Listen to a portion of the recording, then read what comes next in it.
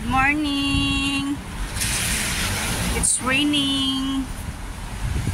Ilang araw na to na maulan. Mga parang 2 weeks, 1 week yata. Or magto 2 weeks ang ulan. Simula nung binagyo ang Hong Kong. Papunta ako sa Tukwawan. Pupuntahan ko si Lola. Then, walking lang ako kasi hindi naman masyadong mainit. Exercise na din. Tsaka, maaga pa.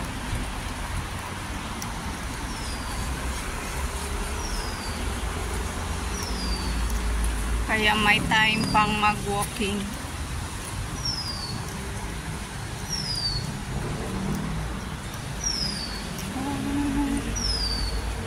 Dito ako dumaan kasi dito banda ay hindi masyadong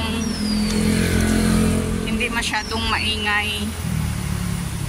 Tsaka bihira lang ang mga sasakyan. Hindi katulad dun sa highway na ang daming sasakyan, ang ingay. Kaya dito na lang ako dumaan.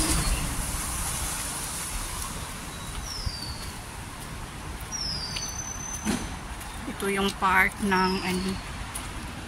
Ay.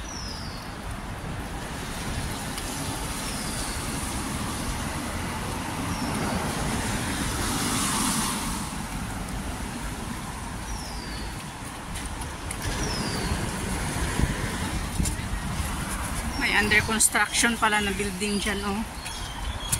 Mga ilang buwan na din ako hindi nakapasyal dito sa ano, sa Tukwawan. Dito may mga show.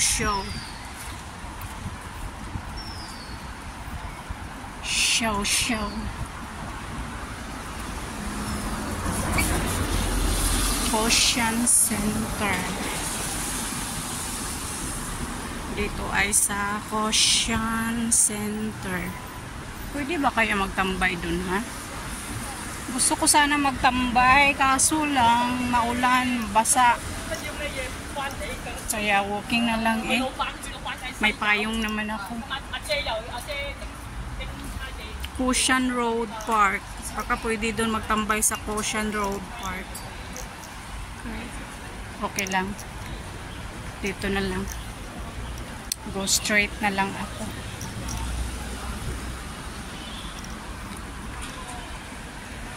Hanap ako matatambayan mamaya kasi magtambay ako para doon ako kakain ng lunch.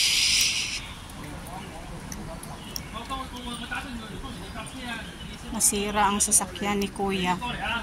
Ni Lolo pala. Hala. Ano paano yan? Hala, nabangga siguro to. Kasi nabasag.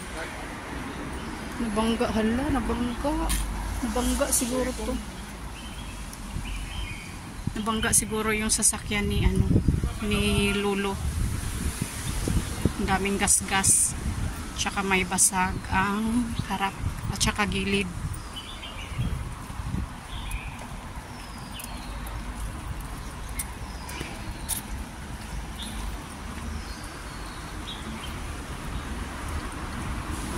It's raining men. Hallelujah.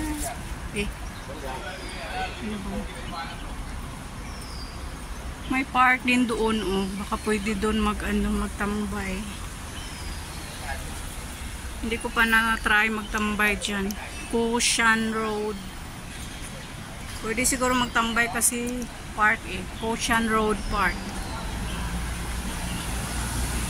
Pero mag-go straight muna. Hahanapin ko pa yung ano daw, Maxim sa gilid ng 7-Eleven, sabi ni Lola.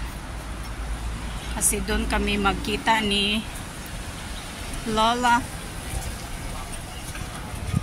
Treat niya ako ano, mag-tea daw kami. Ocean Road. Dito ay may ano doon. Mga tindahan yata.